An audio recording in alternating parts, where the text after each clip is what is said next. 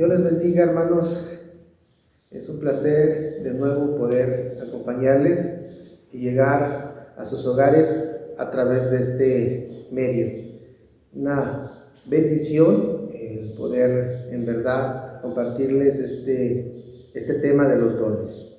Vamos a orar, hermanos, para comenzar nuestra reflexión del día de hoy.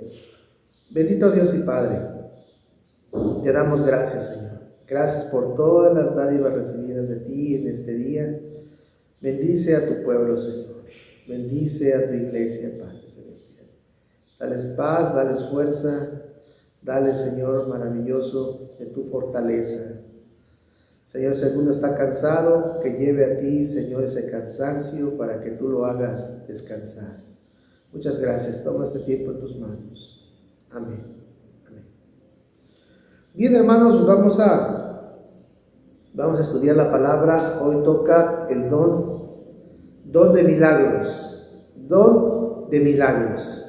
Está en 1 Corintios capítulo 12, verso 10. Es el pasaje el cual vamos a utilizar. 1 Corintios capítulo 12, verso 10. Y dice así su palabra: y a otro el hacer milagros. Ahí tenemos el pasaje, dice: y a otro el hacer milagros. Muy bien. Lo primero que tendremos que preguntarnos es: ¿qué es un milagro? ¿Qué es un milagro?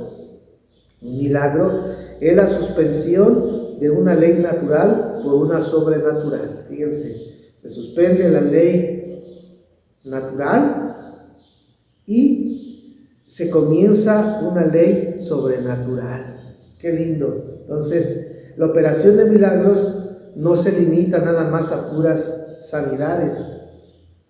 La operación de milagros va mucho más allá regularmente, ¿sí? Este don, en ocasiones, se vale de cosas u objetos para su manifestación. No sé si recordarán el caso de Eliseo y el hacha que flotó. Si recuerdan ese pasaje de 2 de Reyes, capítulo 6, versos 5 al 7, donde dice que el hacha flotó como un pedazo de metal en agua, ¿sí? No puede ser llamado de otra manera. Fue un milagro. Entonces, aquí entra la suspensión de una ley natural. El pedazo de metal en el agua no puede flotar. Entonces, comienza una sobrenatural. Y cómo es que un metal pesado, flote, ¿sí?, en el río y se aborde hacia el mango que habían ya cortado y embonó otra vez para que el hacha fuera recuperado. Todo esto, hermanos, vemos que es un milagro. En el Nuevo Testamento hay 3 palabras distintas para referirse a milagro. Cuando usted ve en la Biblia, la palabra maravilla se puede tomar como un sinónimo de milagro, que indica cómo este asombro que el milagro produce en los espectadores. Dicen: ¡qué barbaridad! ¡Qué cosa tan tremenda estamos hoy nosotros evidenciando! ¿Sí? ¡Qué maravilla! La gente se expresa. Entonces, podemos decir que una palabra distintiva para milagro también puede ser llamada maravilla. También hay otra palabra distintiva que es señal, que indica una prueba de la cercanía de Dios y de las obras poderosas del Señor. Entonces, vean aquí, cuando es una señal, es que Dios está cerca en este tiempo, o en aquellos tiempos donde se manifestó, y su poder de su obra se manifiesta. A esto le llaman señal. Pero también otra palabra distintiva a milagro es obras portentosas, ¿sí? Estas obras portentosas que van a recibir en el mensajero divino, donde Dios lo va a facultar, ¿sí?, para realizar lo que tenga que hacer en ese momento. Entonces, aquí tenemos estas 3 palabras y otra más que se puede añadir, que es asociada a milagro. Precisamente vamos a ver cómo otra palabra que se usa frecuentemente asociada con milagro es prodigio. También cuando usted vea la palabra prodigio, está muy relacionado a un hecho de milagro. Vamos a verlo nosotros, que la iglesia primitiva se desarrolló la expectativa de las manifestaciones sobrenaturales que Jesús anticipó a sus seguidores. ¿Se acuerdan las palabras que le dijo a los discípulos, a Natanael? Cosas mayores haréis. Y la iglesia primitiva vivía en esa expectativa de las manifestaciones sobrenaturales, porque Jesús ya lo había anticipado, ¿sí?, que esto iba a suceder. Y la iglesia, por consiguiente, tomaba muy en serio lo que Jesús decía. Y si él había dicho que iban a operar cosas maravillosas, grandes señales, don de milagros, la iglesia oraba por ellos. Hechos 4, 29 al 31, la iglesia vivía en ese ambiente de efervescencia, de búsqueda de Dios, ¿sí?, y oraba para que se dieran este tipo de manifestaciones, de señales, de prodigios, hermanos, y de obras portentosas. La iglesia oraba cotidianamente. Es lo que deberíamos nosotros de hacer. Un tiempo de nuestra oración debería de ser dedicada para que otra vez, una vez más, lo vuelva a hacer el Señor a través del mover de los dones espirituales en el punto del don de milagros, para que se repita otra vez, hermanos. Deberíamos estar orando por eso. Vamos a ver ahora lo que no es un don.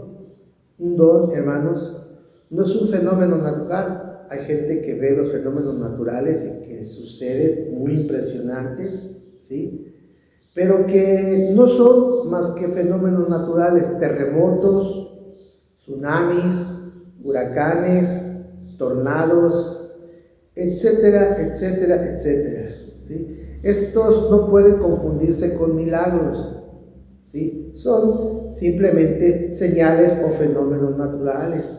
Dichas manifestaciones no deben de considerarse como milagros. Estos no son milagros, son fenómenos naturales. Entonces, ¿qué sí es un milagro? Lo que sí es el don de milagros. Ya vimos lo que no es el don de milagros. Vamos a ver lo que sí es el don de milagros. El don de milagros es la violación de las leyes naturales para dar lugar a hechos portentosos.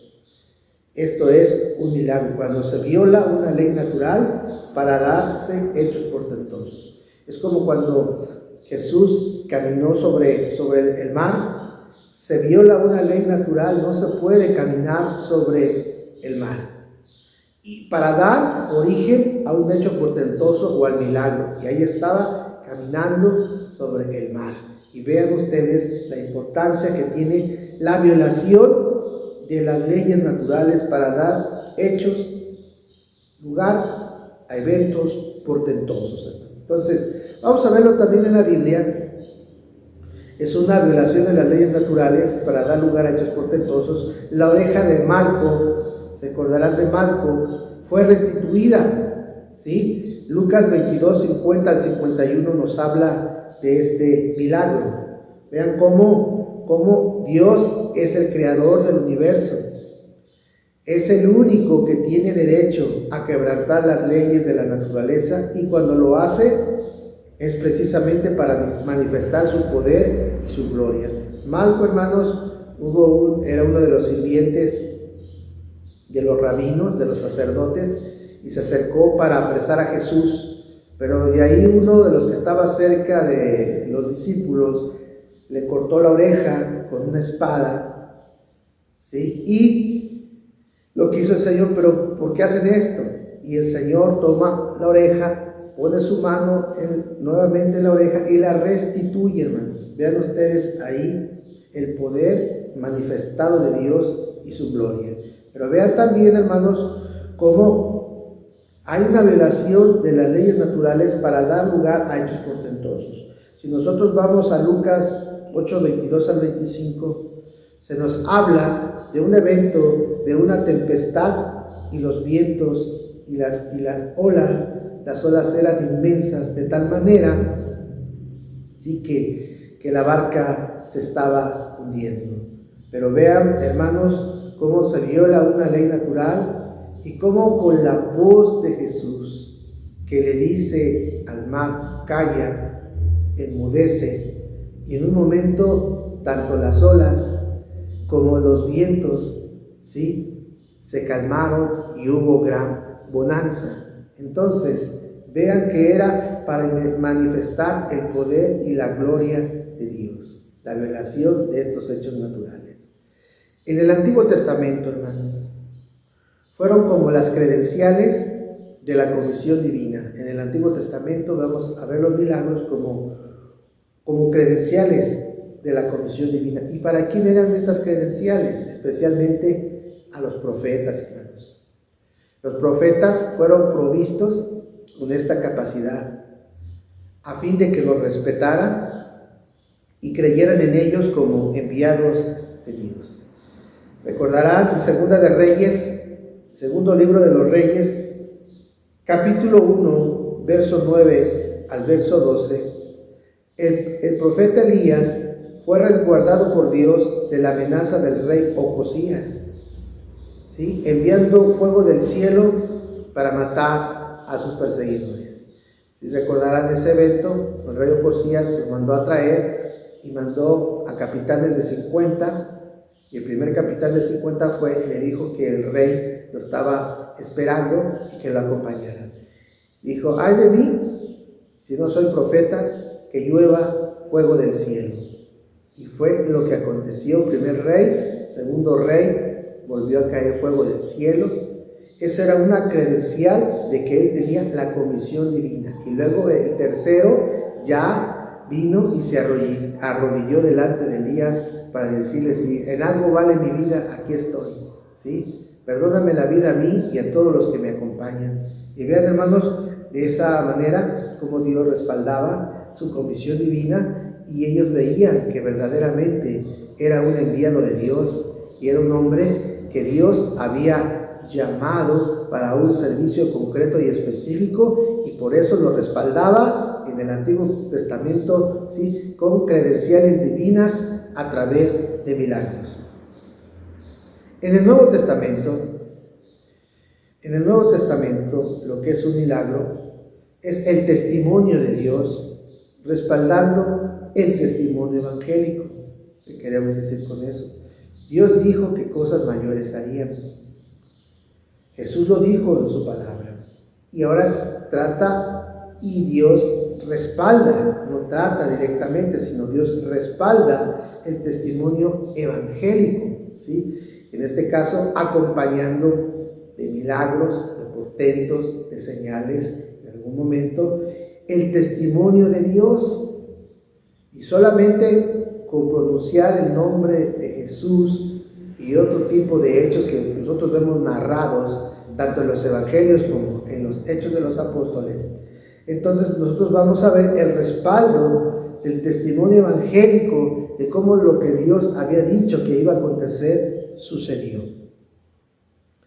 El don de milagros, hermanos, es una de las herramientas provistas por Dios a su iglesia, ¿sí?, a fin de que muchos incrédulos reconozcan que Dios respalda a los suyos con manifestaciones extraordinarias e impresionantes.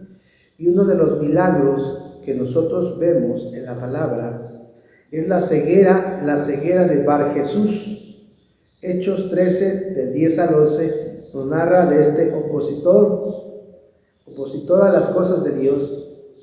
Pero veamos cómo Pablo se le queda viendo fijamente y suelta una palabra donde le dice que él va a quedar ciego por un tiempo y que no va a poder ver la luz. Y cómo Dios respaldó el testimonio evangélico, el testimonio, sí, del ministerio apostólico de Pablo. Y cómo en el momento en que él dice las palabras, cayó completa oscuridad, tanto así que él buscaba a alguien que lo guiara, ¿sí?, de la mano, porque eso fue algo extraordinario, como el testimonio de Dios respaldando, ¿sí?, al pueblo de Dios, al pueblo evangélico, respaldando a Pablo. Vamos a ver en la Biblia, ya vimos lo que es el don de milagros. vamos a ver la demostración del don de milagros. Vamos a ver la demostración de estos milagros. No solamente está lleno de ese tipo de milagros el Nuevo Testamento, sino en el Antiguo Testamento también nosotros vemos cómo Dios se hace presente y manifiesto, demostrando precisamente el don de los milagros en el Antiguo Testamento. En Éxodo 14, 21 y 22, Moisés cruza el Mar Rojo. Sin duda, hermanos, sin duda, ¿sí? El cruce del pueblo por el Mar Rojo fue uno de los milagros más portentosos que hizo Dios en favor de Israel. Vean, hermanos, cómo se dividió el mar, a la izquierda, a la derecha, el mar en seco, pasaron por el medio, y como dos columnas, una a la izquierda y una a la derecha, ahí estaba detenida las olas del mar, o el mismo mar en su dimensión. Y vean, hermanos, cómo el Señor demuestra este don de milagros en el Antiguo Testamento. Hay muchos milagros, está otra demostración del don de milagros en el Nuevo Testamento. En la resurrección de Lázaro, nosotros vemos la demostración del don de milagros, la resurrección de Lázaro. Se la palabra en Juan 11, 17 al 23, que yacía ahí en la tumba, ¿sí? Lázaro, ¿sí? Ya llevaba 4 días ahí, hermanos, 4 días. Mas, sin embargo, el Señor hace de unos milagros más portentosos en el Nuevo Testamento, y como Dios con la palabra: Lázaro, sal fuera. Y Lázaro, hermanos, resucita.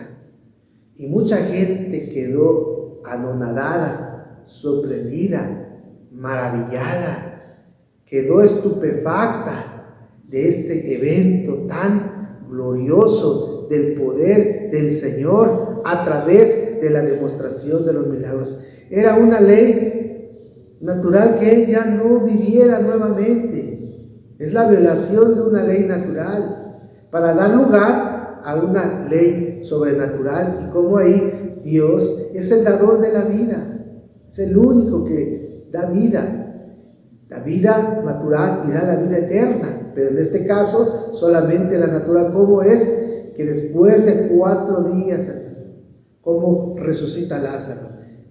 Vemos la demostración de los milagros tanto en el Antiguo como en el Nuevo Testamento. Hay más milagros, hermanos, no son los únicos. Vamos a ver cómo la diversidad de operaciones del don de milagros, ¿sí? El Mar Rojo, la resurrección de Lázaro, y veamos más milagros. La Biblia está llena de milagros. En el ministerio de Jesús vemos nosotros respaldado de que Dios estaba cerca de Jesús, y el poder y la gloria de Dios se manifestaban en el ministerio de Jesús. Y nosotros lo vamos a ver un milagro más, hermanos, muchos milagros, hermanos.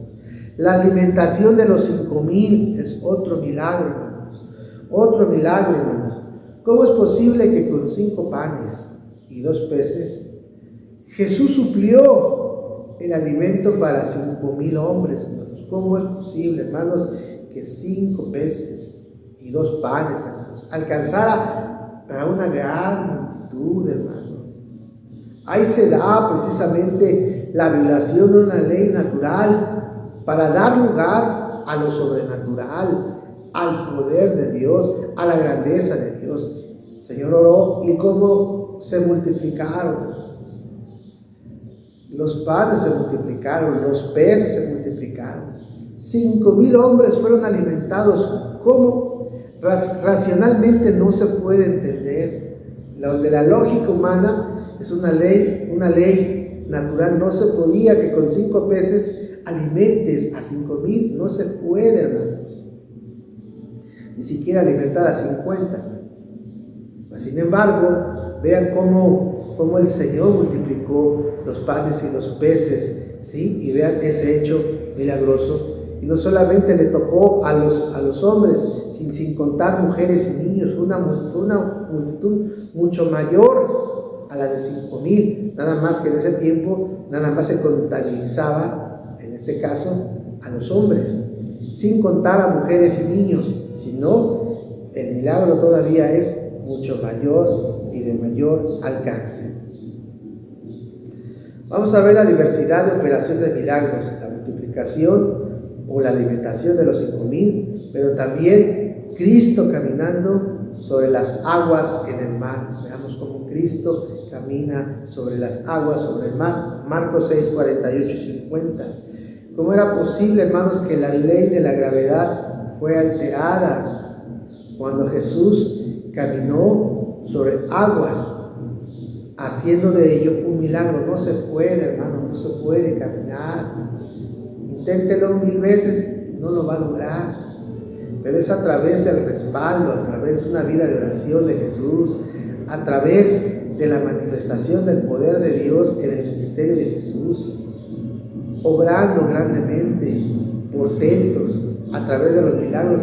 Y este hecho tan notorio, tan sobresaliente, precisamente les demostró a sus apóstoles que verdaderamente Él era el Hijo de Dios y que Él tiene la facultad para interrumpir, para violar una ley natural y dar comienzo a lo sobrenatural. Qué maravilloso, qué tremendo, hermanos. Vamos a seguir viendo más categorías de milagros. La Biblia está llena de milagros, ¿sí? Y vemos nosotros el agua convertida en vino, hermanos. Es otro milagro del Nuevo Testamento, ¿sí? Veamos cómo el Señor, ¿sí?, realizó este milagro en las bodas de Caná de Galilea, convirtiendo el agua en vino a la vista de los discípulos. Y veamos cómo esto propició que los discípulos y la gente que estaba invitada a la fiesta, no todos, pero más específicamente los discípulos, para que estos creyeran en Él. Vieron este milagro. Eran tinajas, las mandó a llenar con agua, y ya cuando estuvieron llenas, el Señor convierte esa agua en vino. Y no solamente eso, sino la calidad, la categoría del vino, del buen vino, del excelente vino, que los que estaban ahí pudieron probar que era de lo mejor que había. ¿Cómo es que una agua se va a convertir en vino? No se puede. Volvemos a repetir, pero en el ministerio del Señor Jesús, estos hechos preponderantes aparecían en todo su ministerio. Y aquí está registrado, hermanos, en su palabra, en Juan 2, 6 al 11, para que usted lo lea en casita. Bien, hermanos, pues vamos a la finalización de este don de milagros. Y alguien dijo, y con mucha razón, el tiempo de los milagros no ha pasado. Solo hace falta un receptor y un ejecutor de ese gran poder. En otras palabras, ¿seré yo? ¿Serás tú? ¿Quién será? Que haya un receptor, ¿sí?, y un ejecutor de ese gran poder. Podemos ser cualquiera de los que estamos aquí, hermanos, nos reunimos en la iglesia. Es la iglesia quien tiene facultad para realizarlos. Y estas señales seguirán a los que creen en mi nombre. Y estas señales seguirán a los que creen en Dios, ¿sí? Entonces, Dios nos da esa facultad para poder realizar milagros, palabra de ciencia, palabra de sabiduría, ¿sí? Fe, hermano, fe, dones de sanidades, y ahora, hermanos, a través, ¿sí?, del don de milagros. Veamos que nosotros, hermanos, somos los que podemos producir y a su vez experimentar estas bendiciones que se dieron en tiempos de antaño, pero son eventos que pueden volver a ocurrir primeramente Dios, y ahí está en su bendita palabra, para que nosotros lo hagamos nuestro y apliquemos lo que dice su palabra para corroborar que lo que Él dice es verdad y es auténtico. Y se siguen viendo cosas maravillosas en el Señor. Los milagros, hermanos, no son para la promoción de nadie. Hay gente unos hermanos que hacen uso de los dones, pero que la gente errada, equivocada, una perspectiva antibíblica, va en busca del mensajero, no va en busca de Dios, el Dios de los milagros, sino la persona es la que adquiere fama y dicen, vamos con el hermano para que ore por nosotros, cuando realmente, hermanos, los milagros no son para promover a nadie. Los milagros son para darle la gloria a Jesucristo, para darle el honor a Jesucristo, para promover la grandeza de Jesucristo, hermano. Sigamos creyendo en los milagros, hermano. Pero hay que realmente cerciorarnos que sean milagros auténticos y verificados, para que Cristo sea glorificado. Que hay personas que muchas veces se hacen pasar, ¿sí?, como personas que falsean testimonio, que dicen que tienen una cosa y otras personas lo aprovechan para dar un espectáculo, ¿sí?, y decir que hubo un milagro de Dios porque hay otros intereses de por medio. Sigamos creyendo en los milagros, pero los milagros auténticos, verificados, para que Cristo sea glorificado y exaltado. En esta tarde vamos a orar, que Dios nos siga ayudando. El tiempo de los milagros no va a pasar. Bendito Dios y Padre, te damos gracias. Cada vez que vemos tu palabra nos desafía a nosotros a crecer en la gracia, pero también tomar tu palabra como no solo un bálsamo que me cure, sino tomar la palabra para que nosotros seamos quienes apliquemos esa palabra, la vivamos, la evidenciemos y hagamos, Señor, de ella una realidad en estos tiempos, Señor, donde hay tanta confusión. Señor, ayúdanos, Señor. Es verdad que nosotros quisiéramos que todo el tiempo se estuvieran manifestando este tipo de dones, y puede acontecer si nosotros buscamos a Dios, limpiamos nuestro corazón, le buscamos de mañana, de tarde y de noche, buscamos su presencia. El Señor respaldará su obra. Somos nosotros, la iglesia, hermano, hermana, somos nosotros quienes podemos experimentar, vivir y volver a que eso se repita en las vidas de otros. Padre, ayuda a tu iglesia. Bendice a tu pueblo, Señor. Que digamos, Señor, heme aquí estoy. Límpiame más, santifícame más y úsame para tu gloria, para tu honra. Que el Señor les bendiga, hermanos, que el Señor les guarde. Hemos hablado en esta tarde ya, noche, del don de los milagros, lo que no es un milagro, lo que sí es el don de milagros, la demostración del don de los milagros y la diversidad del don de los milagros. Que Dios nos ayude, hermano, hermana. Le seguimos invitando para que venga a la casa de Dios, para que usted venga a buscar su presencia, venga a adorarle, venga a bendecirle. No se quede en casa, hermano. En verdad, hermano, estamos viviendo tiempos donde solamente los valientes van a arrebatar la bendición de Dios. Y la bendición de Dios está en la casa de oración. Venga, hermano, yo le invito, yo le animo. Los temas que se han estado predicando sobre la familia han estado excelentes, de lo que te has perdido. Pero yo te animo para que este próximo domingo vengas, hermano, cerremos este tiempo de la temática de sermones sobre la familia para que seas bendecido, hermano. Te esperamos a ti y a tu familia. Dios te bendiga. ¿Quieres más información? Te invitamos a nuestras reuniones todos los domingos a las 12 p.m. Te esperamos.